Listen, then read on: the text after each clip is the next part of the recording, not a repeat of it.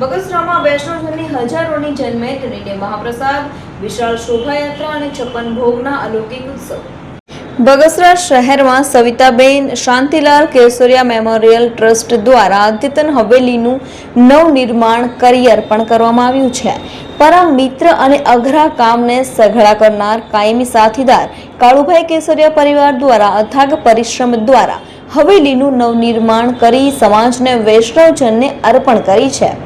પરમ પૂજ્ય ગોસ્વામી 108 વલ્લભકુળના અનેક બાવાશ્રીઓ ચંપારણ ધામ વિધિવત ધર્મસભર સોંપવા છેલ્લા 3 દિવસથી બગસરા શહેરમાં ઠાકોરજીને સમર્પિત છે।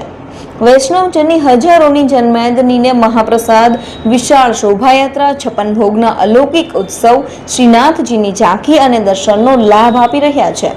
ઐતિહાસિક પ્રસંગને શહેરને જાણે ઠાકોરજીમય જોવા મળી રહ્યું છે। મારું નામ રાહુલ કાળુભાઈ કેસરિયા છે।